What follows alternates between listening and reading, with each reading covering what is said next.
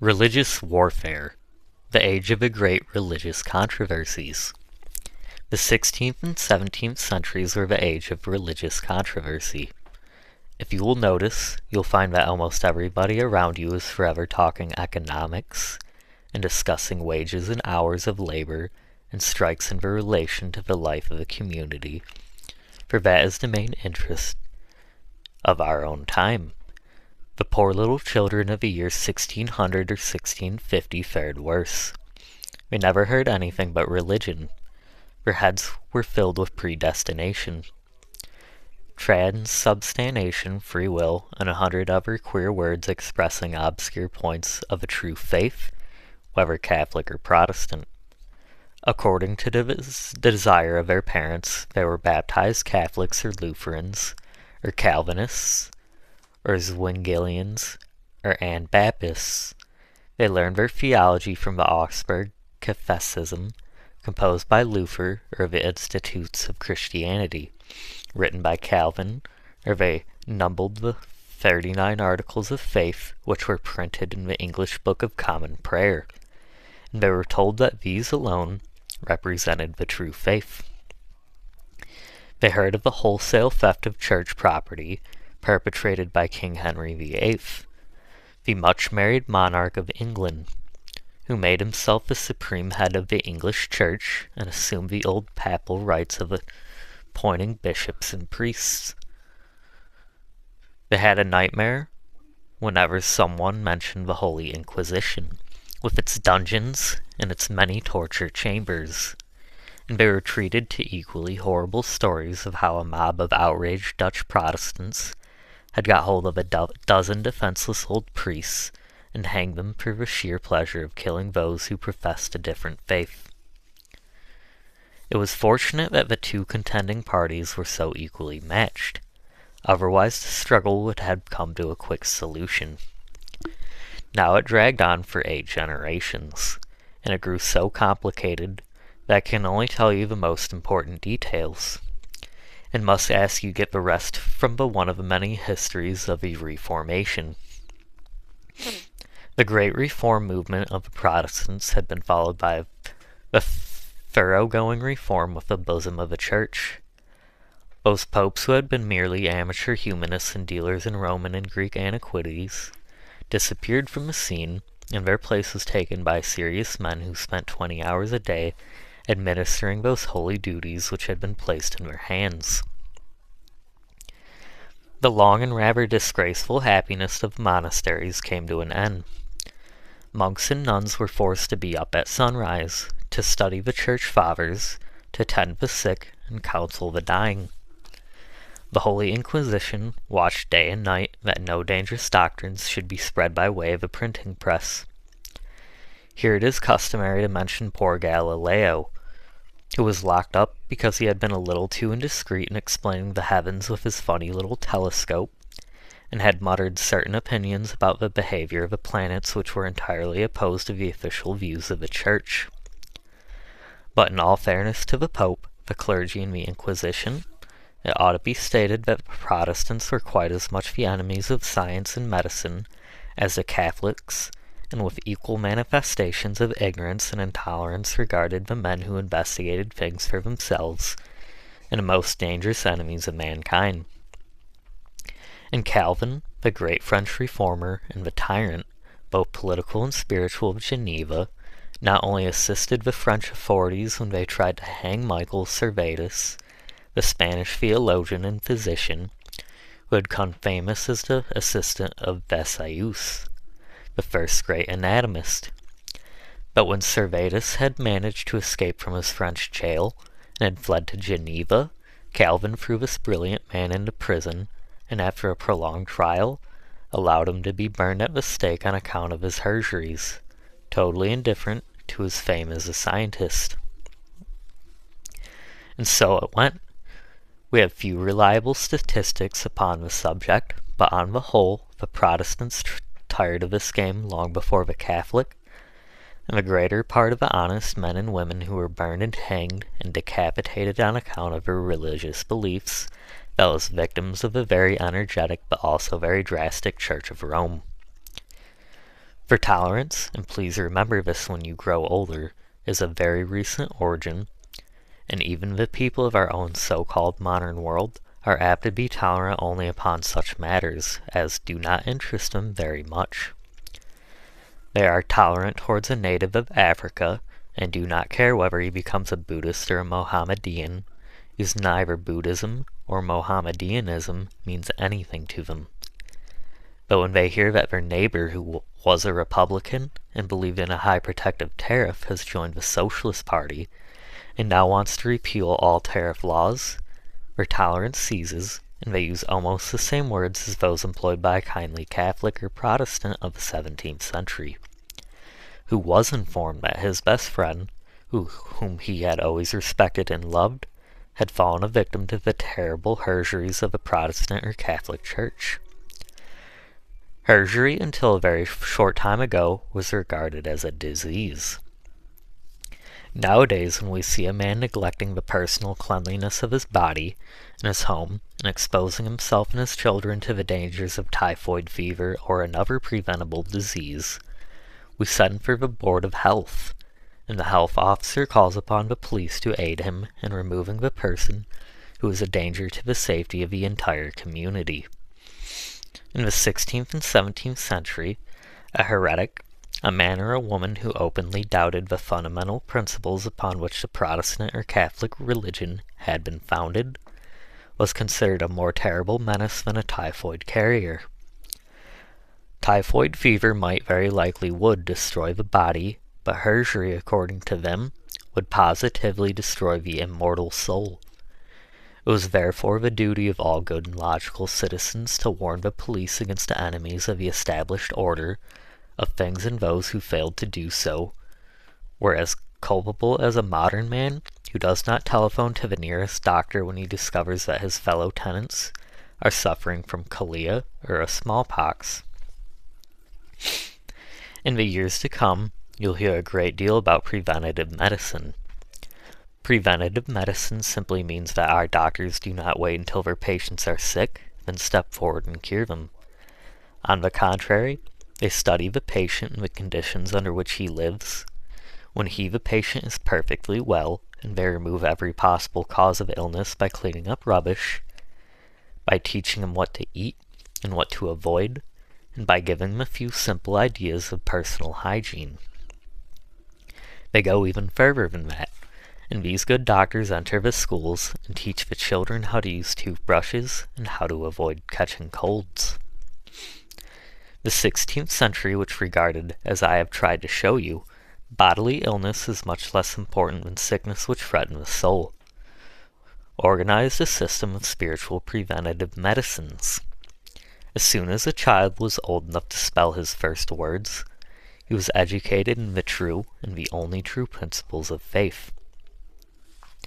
Indirectly, this proved to be a good thing for the general progress of the people of Europe.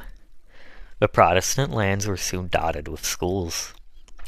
They used a great deal of very valuable time to explain the catecism, but they gave instruction in other things besides theology. They encouraged reading, and they were responsible for the great prosperity of the printing trade. But the Catholics did not lag behind. They too devoted much time and thought to education. The Church, in this matter, found an invaluable friend and ally in the newly founded Order of the Society of Jesus. The founder of this remarkable organization was a Spanish soldier who, after a life of unholy adventures, had been converted and thereupon felt himself bound to serve a church just as many former sinners, who had been shown the errors of their ways by the Salvation Army, devote the remaining years of their lives to the task of aiding and counseling those who are less fortunate. The name of this Spaniard was Ignatius de la Toya. He was born in the year before the discovery of America. He had been wounded and lame for life, and while he was in a hospital, he had seen a vision of a Holy Virgin and her Son, who bade him give up their wickedness of his former life. He decided to go to the Holy Land and finish the task of the Crusades. But a visit to Jerusalem had shown him the impossibility of the task, and he returned west to help in a warfare upon the heresies of the Lutherans. In the year 1534 he was studying in Paris at the Sorbonne. Together with 7 other students, he founded a fraternity. The 8 men promised each other that they would lead holy lives, that they would not strive after riches, but after righteousness, and would devote themselves, body and soul, to the service of the church. A few years later, this small fraternity had grown into a regular organization and was recognized by Pope Paul III as the Society of Jesus. Loyola had been a military man. He believed in discipline and absolute obedience to the orders of his superior dignitaries. This is one of the main causes of the enormous success of Jesuits. They specialized in education. They gave their teachers a most thoroughgoing education because they allowed them to talk to a single pupil. They lived with their students, and they entered into their games. They watched them with tender care, and as a result they raised a new generation of faithful Catholics who took their religious duties as seriously as the people of the early Middle Ages. The shrewd Jesuits, however, did not waste all their efforts upon the education of the poor.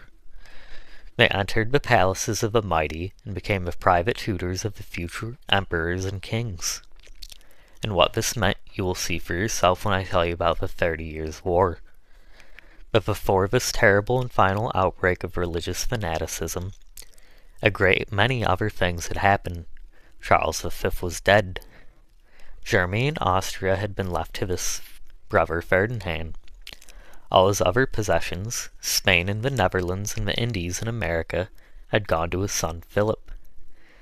Philip was the son of Charles and a Portuguese princess who had been first cousin to her own husband. The children that are born of such a union are apt to be rather queer. The son of Philip, the unfortunate Don Carlos, murdered afterwards with his own father's consent, was crazy.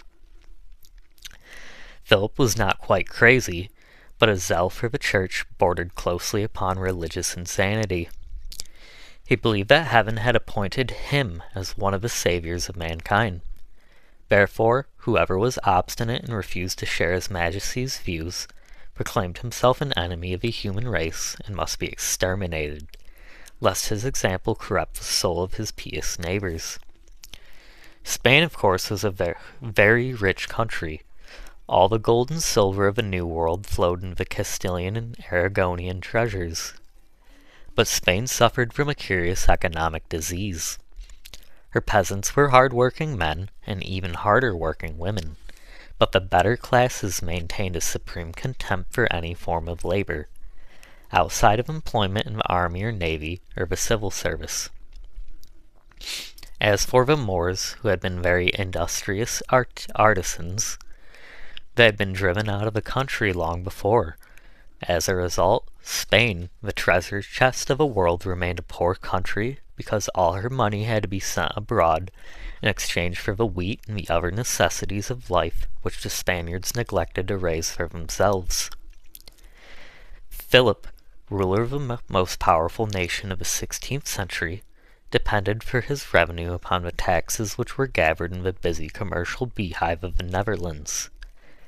But these Flemings and Dutchmen were devoted followers of the doctrines of Luther and Calvin, and they had cleansed their churches of all images and holy paintings, and they had informed the Pope that they no longer regarded him as their shepherd, but intended to follow the dictates of their consciences and the commands of their newly translated Bible. This placed the king in a very difficult position. He could not possibly tolerate the heresies of his Dutch subjects, but he needed their money. If he allowed them to be Protestants and took no measures to save their souls, he was deficient in his duty toward God. If he sent the Inquisition to the Netherlands and burned his subjects at the stake, he would lose the greater part of his income. Being a man of uncertain willpower, he hesitated a long time. He tried kindness and sternness, and promises and threats. The Hollanders remained obstinate, and continued to sing psalms and listen to the sermons of their Lutheran and Calvinist preachers. Philip in his despair sent his man of iron, the Duke of Alba, to bring these hardened sinners to terms. Alba began by decapitating those leaders who had not wisely left the country before his arrival. In the year 1572, the same year that the French Protestant leaders were all killed during the terrible night of St. Bartholomew, he attacked a number of Dutch cities and massacred the inhabitants as an example for the others. The next year, he laid siege to the town of Leyden, the manufacturing center of Holland. Meanwhile, the 7 small provinces of the northern Netherlands had formed a defensive union. The so-called Union of Utrecht, and had recognized William of Orange, a German prince who had been the private secretary of the Emperor of Charles V, as the leader of her army and as commander of her freebooting sailors, who are known as the Beggars of the Sea. William, to save Leyden, cut the dikes, created a shallow inland sea, and delivered the town with the help of a strangely equipped navy consisting of scows and flat-bottomed barges, which were rowed and pushed and pulled through the mud until they reached the city walls. It was the first time that an army of the invincible Spanish king had suffered such a humiliating defeat. It surprised the world just as the Japanese victory of Mukden and the Russian-Japanese wars surprised our own great generation.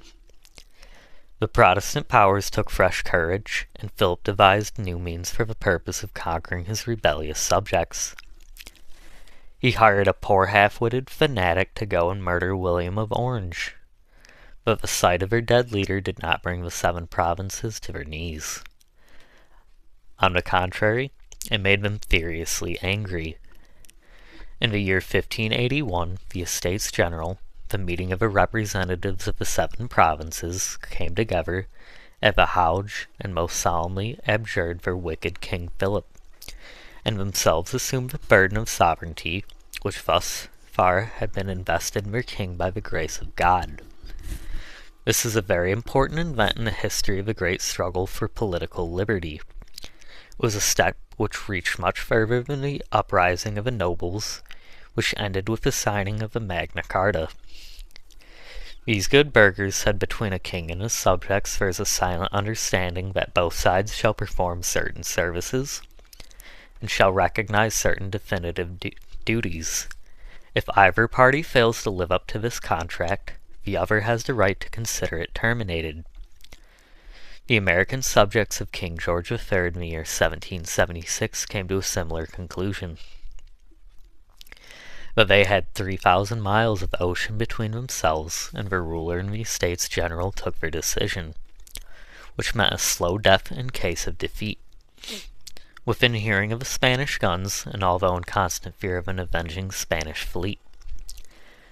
The stories about a mysterious Spanish fleet that had to conquer both Holland and England when Protestant Queen Elizabeth had succeeded Catholic Bloody Mary was an old one. For years the sailors of the waterfront had talked about it. In the 80s of the 16th century, the rumor took a definite shape. According to pilots who had been in Lisbon, all the Spanish and Portuguese wharves were building ships. And in the southern Netherlands and Belgium, the Duke of Parma was collecting a large expeditionary force to be carried from Ostend to London and Amsterdam as soon as the fleet should arrive. In the year 1586, the Great Armada set sail for the north. But the harbors of the Flemish coast were blockaded by a Dutch fleet, and the channel was guarded by the English and the Spaniards. Accustomed to the quieter seas of the south, did not know how to navigate in the squally and bleak northern climate. What happened to the Armada once it was attacked by the ships and by storms, I need not tell you. A few ships by sailing around Ireland escaped to tell the terrible story of defeat. The others perished and lie at the bottom of the North Sea. Turnabout is fair play.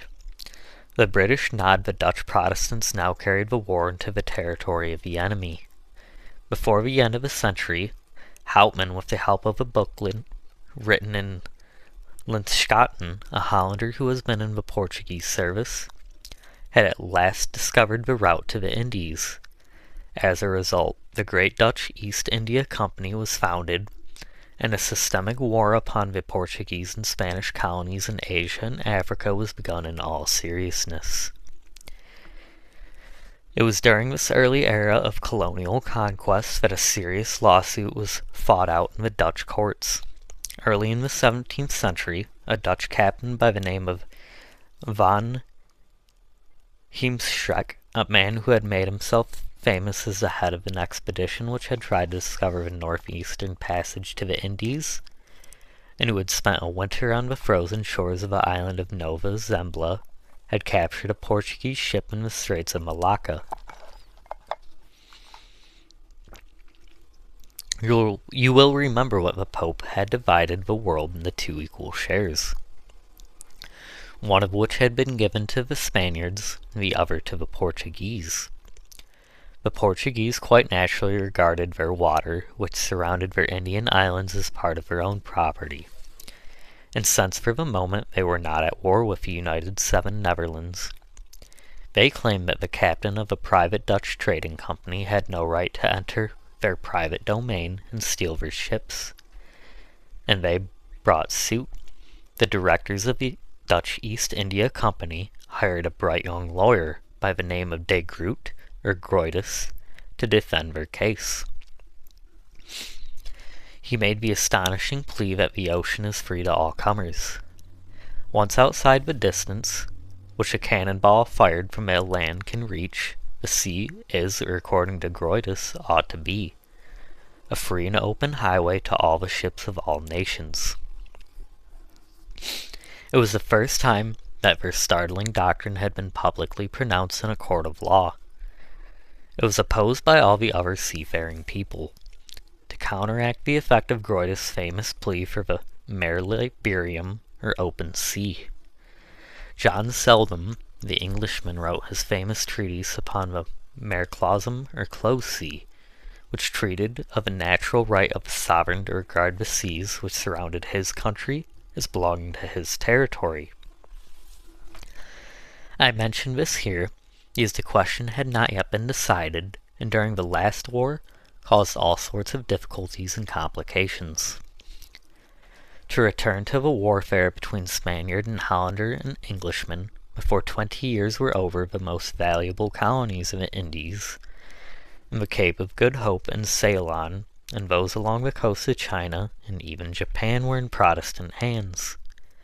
In 1621, a West Indian company had founded which conquered Brazil, and in North America built a fortress called Nieuwa Amsterdam, at the mouth of a river which Henry Hudson had discovered in the year 1609. These new colonies enriched both England and the Dutch Republic to such an extent that they could hire foreign soldiers to do their fighting on land, while they devoted themselves to commerce and trade. To them, the Protestant revolt meant independence and prosperity, but in many other parts of Europe it meant a succession of horrors, and compared to which the last war was a mild excursion of kindly Sunday school boys. The 30-Year War, which broke out in the year 1618, and which ended with the famous Treaty of Westphalia in 1648, was the perfectly natural result of a century of ever-increasing religious hatred. It was, as I said, a terrible war. Everybody fought everybody else, and the struggle ended only when all parties had been thoroughly exhausted, and could fight no longer. In less than a generation, it turned many parts of Central Europe into a wilderness, where the hungry peasants fought for the carcass of a dead horse, with even hungrier wolf. 5/6 of all the German towns and villages were destroyed. The Palatine in western Germany was plundered 28 times, and a population of 18 million people was reduced to 4 million. The hostilities between almost as soon as Ferdinand II of the House of Habsburg had been elected emperor. He was the product of a most careful Jesuit training and a most obedient and devout son of a church. The vow which he had made as a young man, that he would eradicate all sects and all heresies from his domains, Ferdinand kept to the best of his ability. 2 days before his election, his chief opponent, Frederick of the Protestant Elector of the Palatine and son-in-law of James I of England, had been made King of Bohemia, in direct violation of Ferdinand's wishes. At once, the Habsburg armies marched into Bohemia. The young kings looked in vain for assistance against this formidable enemy. The Dutch Republic was willing to help, but engaged in a desperate war of its own with the Spanish branch of Habsburg, it could do little. The Stuarts in England were more interested in strengthening their own absolute power at home than spending money and men upon a forlorn adventure in a faraway Bohemia. After a struggle of a few months, the Elector of the Palatine was driven away, and his domains were given to the Catholic House of Bavaria. This was the beginning of the Great War. Then the Habsburg armies under Tilly and Wallenstein fought their way through the Protestant part of Germany until they had reached the shores of the Baltic. A Catholic neighbor meant serious danger to the Protestant kings of Denmark. Christian IV tried to defend himself by attacking his enemies before they had become too strong for him. The Danish armies marched into Germany but were defeated. Wallenstein followed up his victory with such energy and violence that Denmark was forced to sue for peace. Only one town of the Baltic then remained in the hands of the Protestants. That was Stralsund. There in the early summer of the year 1630 landed King Gustavus Adolphus of the House of Vasa, King of Sweden, and famous as the man who had defended his country against the Russians. A Protestant prince of unlimited ambition, desirous of making Sweden the center of a great northern empire. Gustavus Adolphus was welcomed by the Protestant princes of Europe as the savior of the Lutheran cause. He defeated Tilly, who had just successfully butchered the Protestant inhabitants of Magdeburg. Then his troops began their great march through the heart of Germany in an attempt to reach Habsburg possessions in Italy. Threatened in the rear by the Catholics, Gustavus suddenly veered around and defeated the main Habsburg army in the Battle of Lutzen. Unfortunately, the Swedish king was killed when he strayed away from his troops. But the Habsburg power had been broken. Ferdinand, who was a suspicious sort of person, at once began to distrust his own servants. Wallenstein, his commander-in-chief, was murdered at his instigation. When the Catholic Bourbons who ruled France and hated their Habsburg rivals heard of this, they joined the Protestant Swedes. The armies of Louis VIII invaded the eastern part of Germany, and Turin and Conde added their fame of that of Baner and Weimar, the Swedish generals, by murdering, pillaging, and burning Habsburg property. This brought great fame and riches to the Swedes, and caused the Danes to become envious.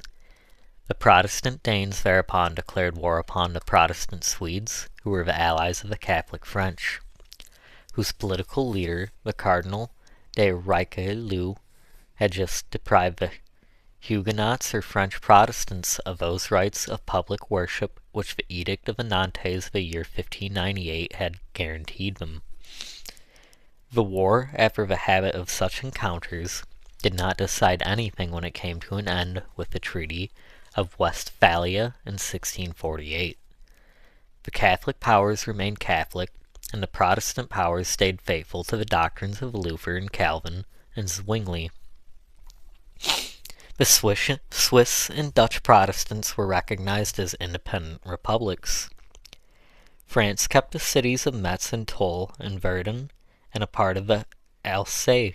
The Holy Roman Empire continued to exist as a sort of scarecrow state, without men, without money, without hope, and without courage. The only good the 30 Years' War accomplished was a negative one.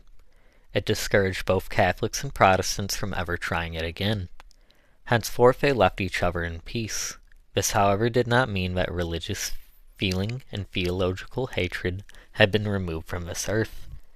On the contrary, the quarrels between Catholic and Protestant came to an end.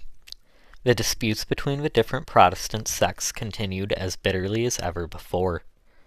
In Holland, a difference of opinion as to the true nature of predestination, a very obscure point of theology, but exceedingly important in the eyes of your great-grandfather, caused a quarrel which ended with the decapitation of John of Oldenbarnevelt, the Dutch statesman, who had been responsible for the success of the Republic during the first 20 years of its independence, and who was the great organizing genius of her Indian Trading Company.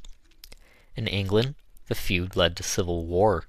Before I tell you of this outbreak, which led to the first execution by process of law of a European king, I ought to say something about the previous history of England. In this book, I am trying to give you only those events of the past which can throw light upon the conditions of the present world. If I do not mention certain countries, the cause is not to be found in any secret dislike on my part. I wish that I could tell you what happened in Norway and Switzerland and Serbia and China, but these lands exercised no great influence upon the development of Europe in the 16th and 17th centuries. I therefore pass them by with a polite and very respectful bow. England, however, is in a different position.